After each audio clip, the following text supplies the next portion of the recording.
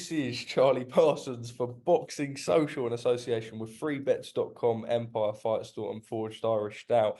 I've got the main man, Mr. Gareth A Davies, on Zoom. I was just saying I wish that we could keep our little conversations pre-interview in the interview, because we always just have a great chat. I'm looking at the serenity going on outdoors in your gaff, talking about the little backdrop you're working from. Life in 2024 seems good for the Gad. What a silly question. Right, I'm done with this show. No, what do you mean life in 2024? We're 4 days in. I'm cranking it up at the moment. I'm off to do a podcast with Radio Raheem today, actually, which will be fun, just down the road into London. It'll scoot down the M11 to London. Yeah, life is good. I mean, I think we had an amazing, on a personal level, I love every day, every week, every month, every year, because I'm older than you, Charlie. I've been through a lot, and you celebrate every day. The older you get, I think, and you enjoy your work more. I think 2023 was an amazing year for what we do. I think 2024 set up to be extraordinary. But the way it's fallen this year, it's hard to crank yourself up again a little bit. That's a good point. And I did go raving on New Year's Day, so I'm probably recovering from that as well. But yeah, life is very, very good. It's brilliant to be involved, as you know, with something you love. And I always say that to you, that if you really have a passion for the thing you do, it's easy to go into the trenches on the days you don't feel like it, and as you rightly point out, it's 10th day of Christmas, I think, today. 10 lords are leaping. That's what you didn't get when I first said to you, 10 lords are leaping. You're up there in the Cotswolds. I'm in the wilds of the Essex countryside right now. It's about to kick off. We've got a weekend off, haven't we? It's a little bit quiet. Obviously, we've got Callum Smith and Beterbiev and coming up, and we've got a Hearn. I shall be there. Are you going? I'm not going, actually. Quebec City, you should have put in for. I've covered one fight there before. I would love to go to Canada. It's going to be snow that deep. Is it like that? Oh yeah, it's snow place. It's in the winter it's pure snow. So we'll have the boots on, the big fluffy coats, and what a cracking fight to start the year. A proper elite event to start the year.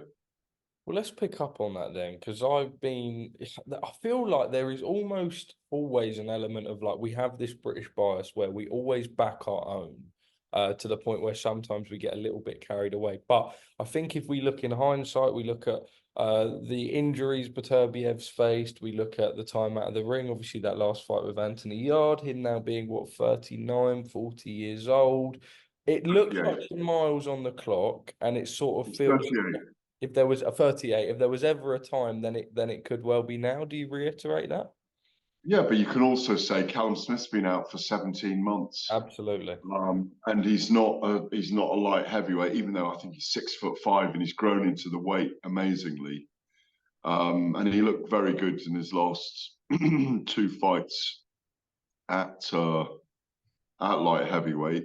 And even though he was probably undermatched against those guys, it's a really, really good fight. If Callum was going to fight him anytime, it is now. I'd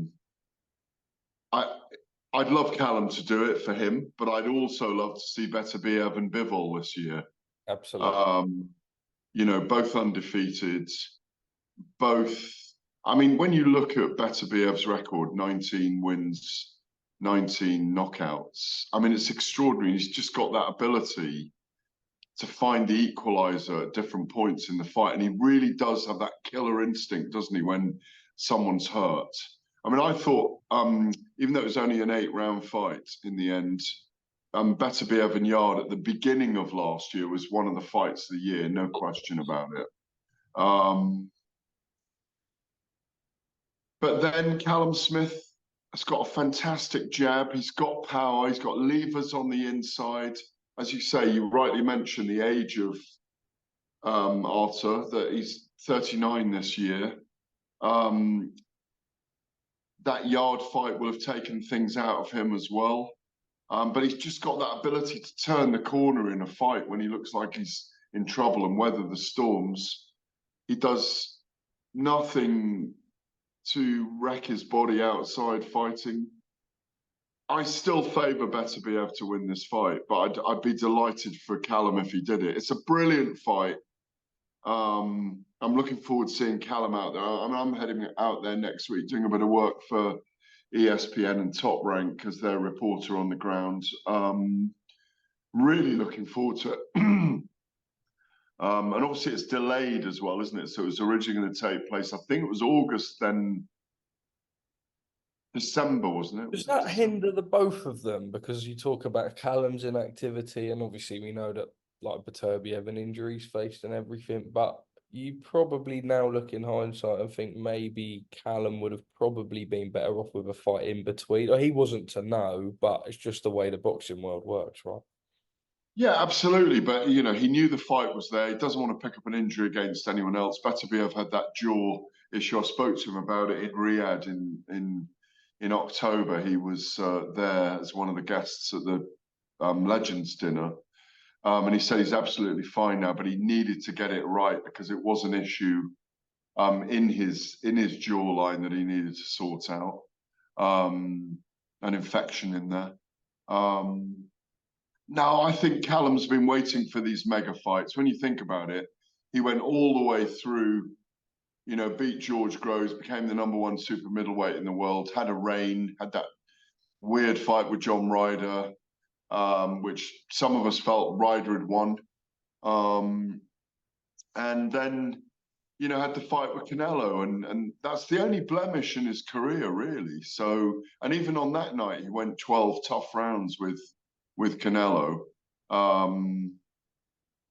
You know, he is the best of those four boxing brothers. There's no doubt about it. And this could be a legacy moment for him, no doubt about it. But I think if Beterbiev wins, I think we'll see Bivol and Beterbiev fight it out this year for all the belts. I don't think it'll be too long either. Wouldn't surprise me if it was, you know, like early summer. I know that the Saudi Arabians were trying to push Jai Opetaia and Dimitri Bivol together, but I don't know. I think Can I pick up on that? Because yeah. we spoke so much about when Canelo fought Bivol at 168, and there was so much talk about Bivol wanting to go down. Oh, sorry, at 175, Bivol wanting to go down to 168 for the rematch. Now, we know he's not really a massive light heavyweight, and he's always said how he could make 168. We know that Turki Al-Sheikh really is a big fan of Jai Opetaia, and likewise a really big fan of Dimitri Bivol. But you know, the difference, 25 pounds moving up, is an awful lot. I don't think it would be the fight that perhaps some fans think. Do you agree? Yeah, Opetaia is too big and too powerful for him. They look similar when they're standing next to each other. And there's a picture out there that the Saudi Arabians put out. But we're already talking in the industry about Jai Opetaia stepping up to heavyweight. Because he carries a huge amount of power. He's rated by most people as the #1 cruiserweight in the world. We probably need to see that over 2 or 3 fights. Let's see him wreck a few people. You know, he's got to get in with, I think, with Riyadh, and maybe Billam Smith, maybe Goulamirian, maybe just prove something.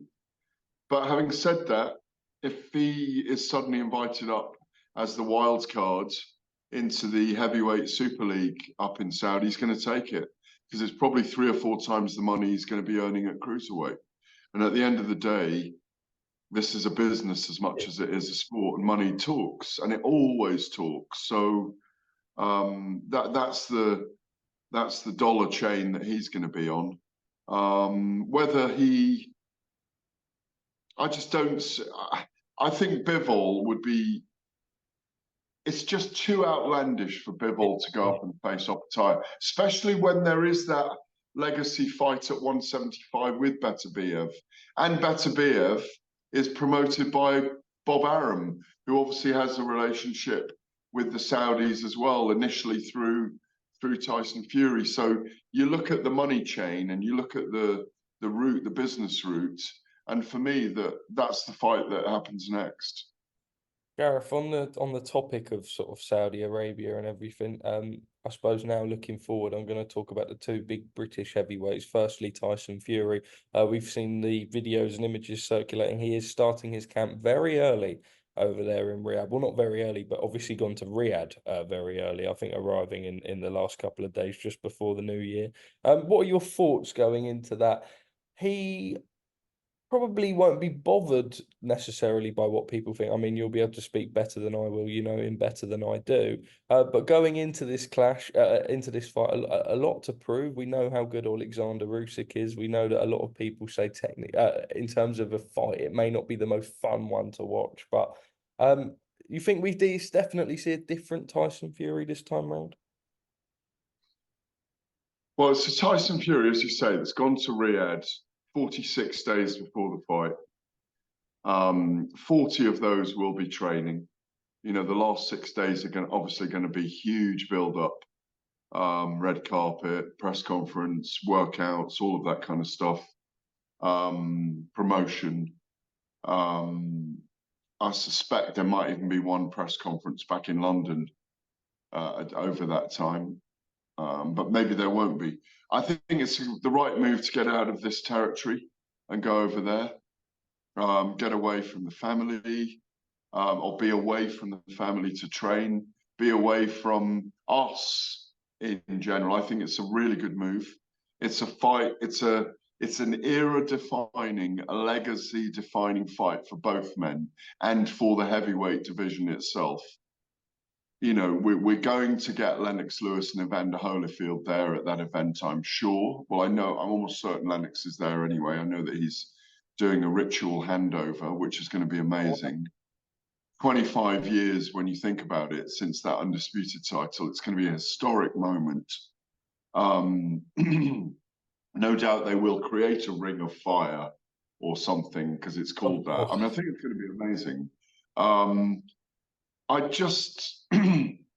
I think Fury and Usyk's going to be. I think it's going to be a chess match. Lennox Lewis' advice to Tyson Fury is to rush Usyk. He said that's what I'd do, but I'm not sure Fury will rush him. I think it'll be a phony war at the beginning, feeling each other out. I just still feel, even ruling out the Ngannou performance back in October, I still feel that Fury is that little bit too big for Usyk. But I do think it's going to be a close 12-round fight. And I've maybe slightly outlandishly nailed my colours to the mast. I just have a feeling that this first fight between them is going to be a controversial draw, that it'll go 12 rounds and it'll be a very cagey affair.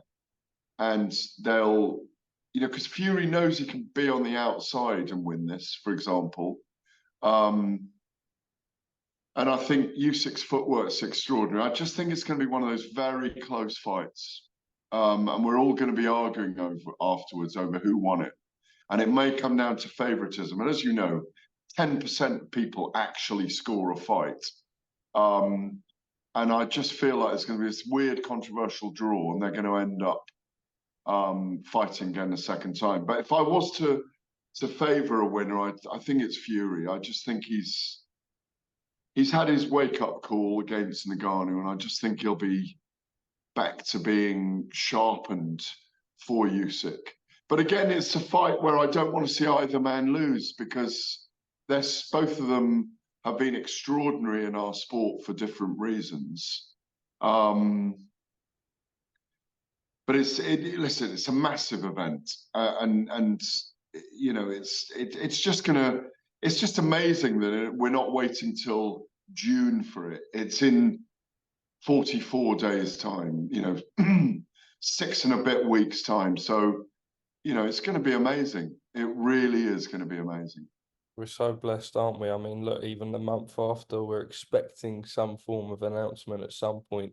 Now, But what I want to say at the moment is, since the day of reckoning, I think there's a reshaping of the heavyweight division. I think there's, absolutely. I mean, you know, I've got to look at my rankings now, and I've got Joshua at 3, Fury 1, Usyk 2, Joshua 3. It's either Zhili, Zhang, or Parker at 4. They're 4 and 5. Wilder 6. You know, and you've got those other guys stacking up now. You know, Andy Ruiz has come back into the mix.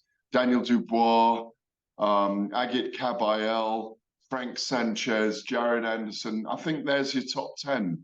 Makhmudov's got to work his way back into a victory. Has Wilder still got it in him? Obviously, it was a brilliant performance by Joseph Parker, probably a career best. And technically, for me, it was a career best from Anthony Joshua. I did tell him so. I know you sat with him, had selfies afterwards. But my one thing I wanted to say to him was I thought it was a technically career best performance, because we saw the aggressive, rumbustious Joshua, not just throwing single punches, but throwing combinations and throwing a jab and then a left hook and step in jab to the body was really good.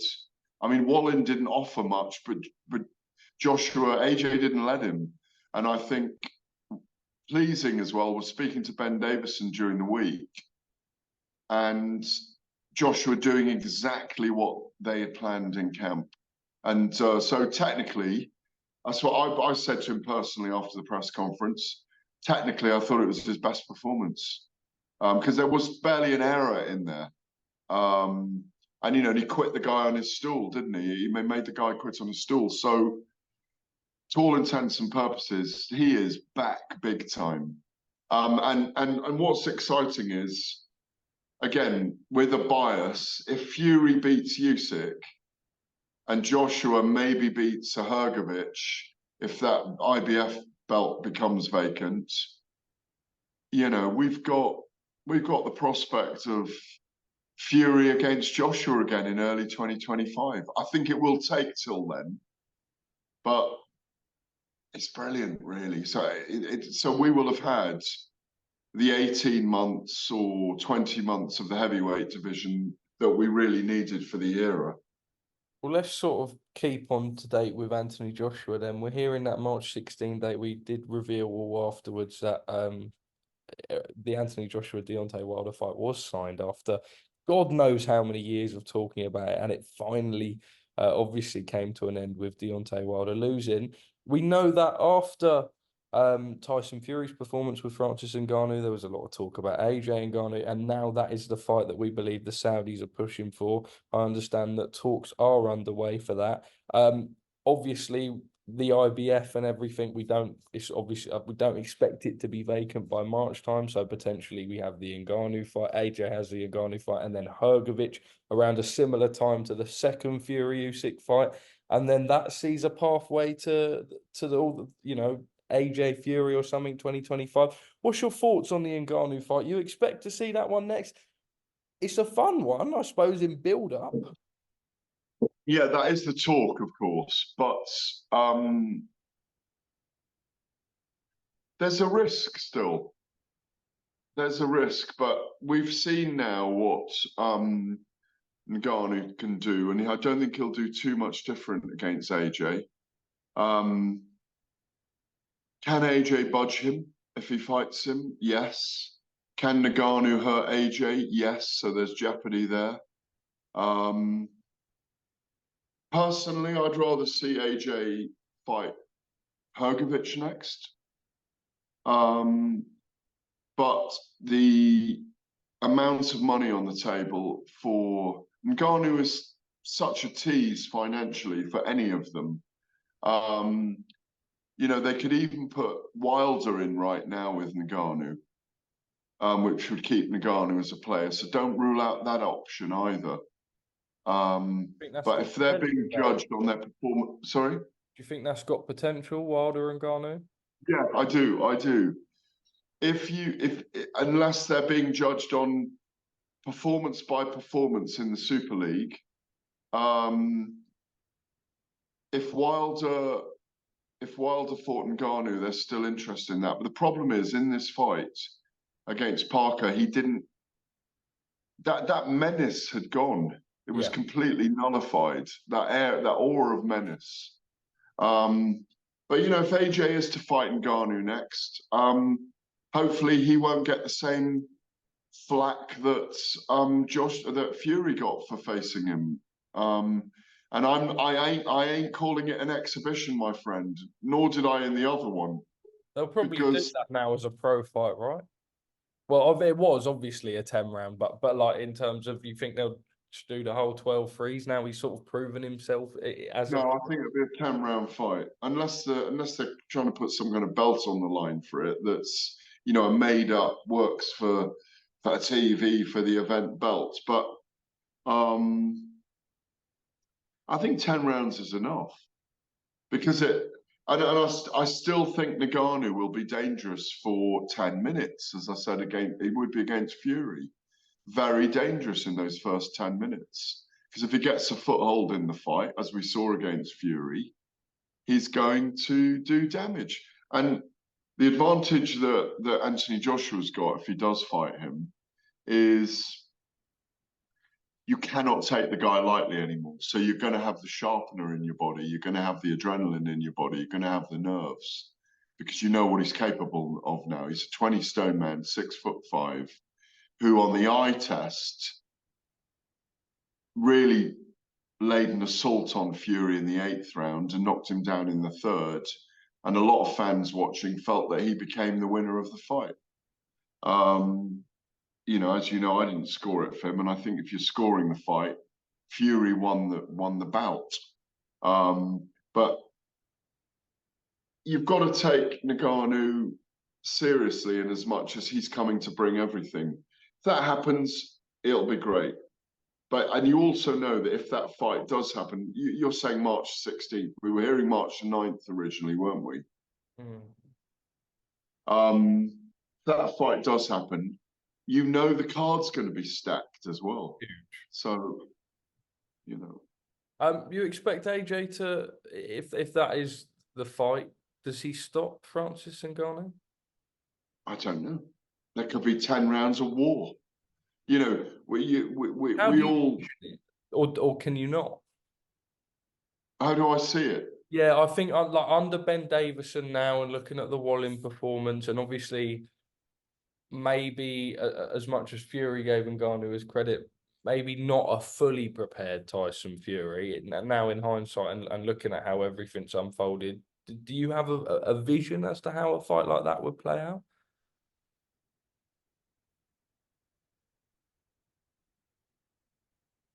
One of them's getting knocked out, and you've got to hope, for boxing's sake again, that it's not Anthony Joshua, because that does disrupt the apple cart in lots of ways. But who knows? This is what it's about. This is why Agit Kabayel now sits in a great position. It's why Joseph Parker sits in a great position now. Maybe those two fight each other next on one of these cards. Maybe Joseph Parker fights Andy Ruiz, who's coming back, and they fight again. There's so many options, because the money's there and the fights are going to be made. So it's a great moment in the heavyweight division, in my view. Look, we can go round and round talking about the heavyweights, and if there's a little bit more time at the end, then I'll bring up a couple more things. But I think obviously we're so blessed now to have all these big fights going to Saudi Arabia, but I think more so than ever, promoters are now maybe starting to say we need to still make sure that we're delivering to the UK fans. We're hearing Wood-Warrington now for the 18th at the Nottingham Forest Stadium, not in the UK and Ireland, of course, Taylor Cameron free. Conversations are underway with the Irish government. They're looking at potentially that Croke Park fight. Do you think there's probably more pressure than ever to deliver some of these big clashes also to the UK fans? in that because there's so much going to the Middle East, they've still got to be able to get their fix back home, right? Which date are you saying? Just well, Wood-Warrington, we're hearing the 18th of May, and Taylor Cameron, there's not been a given date at the minute. Well, I think Taylor Cameron is definitely going to be in Ireland anyway. Yeah. You know, unless you put it on at a football ground here, but it's an Ireland fight because outside Ireland, it doesn't do the numbers that it does there. I mean, I think that's a given. Wood and Warrington is going to be in Nottingham, I'm sure. Yeah, at the stadium. Yeah, it makes sense. And of course, you've got, but you know, boxing is still going on everywhere around the world. It's just the heavyweights. You know, it's the blue ribbon division. It's the division that champions the sport across all other sports and into the mainstream, and that's why we end up talking about it so much. And of course, it's been held up as these guys have waited for the Saudi Arabian investment into the sport. So it's been a big news story for a long time. No, I think of course it's very important that fights are happening everywhere. Frank Warren in Queensbury have got a deal with TNT Sports for events here. Boxer and Ben Shalom have got a deal with Sky Sports for events here. Bob Arum has got a deal with ESPN for events in America. I mean, I'd say we're going to that one in Quebec next week. There's an awful lot going on. You know, you've got the whole, you know, Haney, Garcia, Teofimo Lopez, Tank Davis, Shaka Stevenson mix in the United States, which I think that's the Super League of the United States right now. Now, of course, it's very important. You've got, I think Warren Management have got an event on at the York Hall this weekend, haven't they? With some of their fighters. So I know Mark Nielsen's got a Casey with WBM. Casey Kadimi's fighting for an IBO, if that's the one you're referencing coming up. Yeah. It's look. You go on BoxRec right now, and there's 60 events happening around the world on Saturday night. You know, so it's not like it's taken over, but there is. It's just a phase. It's an epoch. There was a time, Charlie, when we were going to Vegas an awful lot with 2 or 3 British boxers, well, notably 2 for a couple of years way back. Then, you know, we've had a period of a halcyon period of boxing in the UK. Manchester Arena, Wembley Arena, Wembley Stadium, Wembley Arena, O2 Arena. You know, we've had an era. We've had 7, 8 years of very, very big fights, and eras change a little bit. Yes, it is important for the fans to go to it, and it is important. But many, many more fans watch it on TV than they do going to the arena. But I think you make a valid point. Gareth, just an interesting one that came up, and it's certainly got a lot of people talking. USA Boxing came out with this sort of new transgender policy, allowing born male fighters to be able to transition to compete with born female fighters as long as their testosterone levels are under a certain limit. Now, look, this is something that's highly debated in any sport, and people saying it shouldn't be happening anyway, let alone boxing, a sport in which, you know, you're inflicting pain on each other. We know as it is, it's 3-minute round with the men's and 2 10s for the females, and sort of the health elements and everything that comes in behind that. Where has it come from? Obviously, all the female boxers are coming out and making their stance. What do you make of it all, Gareth? Well, I wrote 4 pages in the Telegraph. When was it? 29th December 2022. I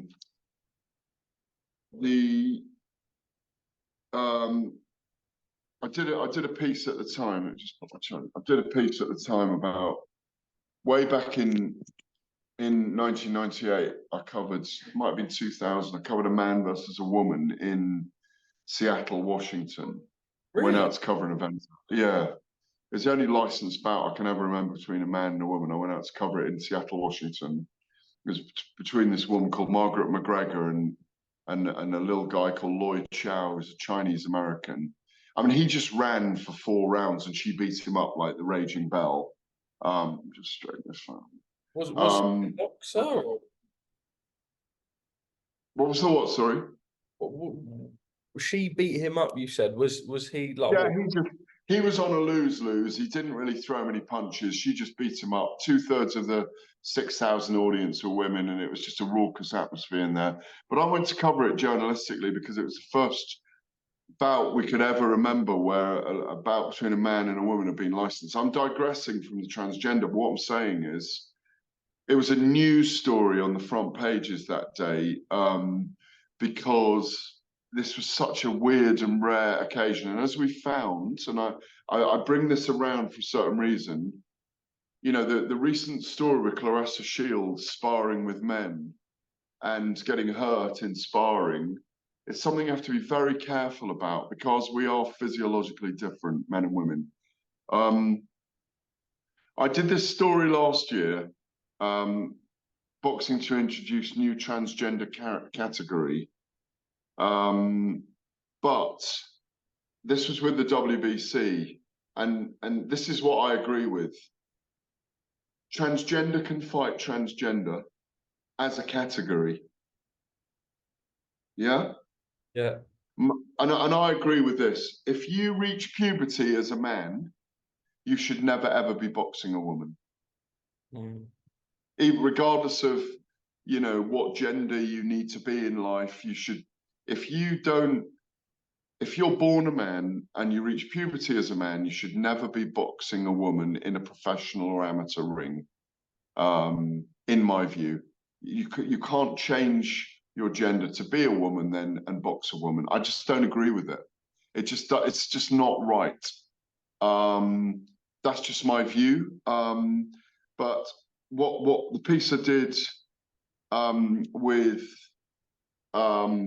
Muso Suleiman last year, as you say, you know, you've had loads of controversies over trans athletes. Leah Thomas in swimming, New Zealand weightlifter Lauren Hubbard competing at the Tokyo Olympics. But boxing is a combat sport. And, you know, I think Suleiman was right to take a stand.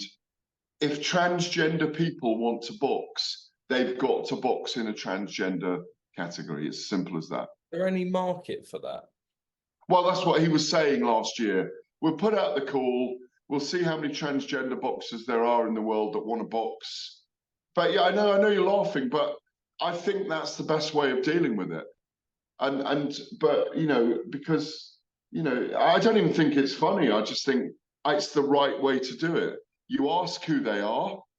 If there's 80 in the world that want to do it, you put them into groups and you say, if you want to be the WBC transgender champion at lightweight, then that's what you are. But you don't cross over and box against women. You know, if you've been a man and you've you know become a woman, if you like, during your life, and I completely agree with that. Because if you reach puberty as a man, you should never box a woman, and that's how you keep it. It's as simple as that. Well, Gareth, it says we've got 2 minutes left on the Zoom, and I think that's probably about 30-something minutes banked, as we always have. I suppose just very quickly, last year was incredible, wasn't it? Moving forward to this year, we're sort of blessed as boxing fans to be in the position that we are, and I think we can eagerly anticipate some big fights. And look, January usually a dead month in terms of boxing, and actually, when you go through and look at all the fights we've got in January, it looks like it's going to be quite an exciting month.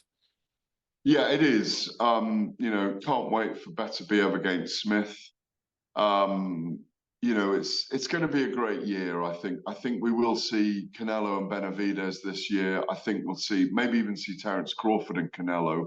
It's a fight I'd like to see. Not a lot of people would like to see, but I would. We might even see Crawford and Spence at light middleweight, 154 pounds. I think that could happen again. I'd really like to see Devin Haney and Teofimo Lopez this year. I think Devin Haney's going to drag all those guys up to welterweight. I think we might even see Devin Haney and Terence Crawford before Crawford leaves. Maybe that's not this year. I think we'll have 2 world champions by the end of the year, and I think they'll be called Fury and Joshua in the heavyweight division. God knows who wins out of Bivol and Beterbiev if they fight. Good luck to Callum Smith next week. I think we'll get the big trilogy fight between Katie Taylor and Chantel Cameron, or Katie Taylor and Amanda Serrano too this year.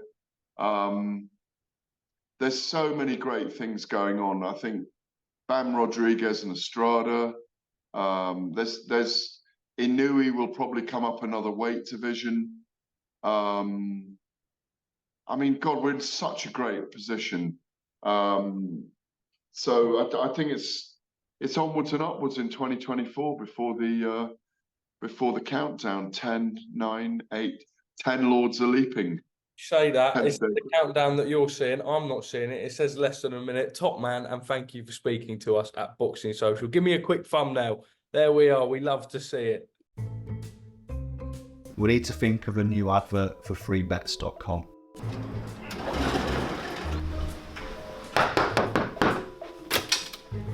Get your best betting offers from freebets.com. Yeah, that'll do. The following deals are now live.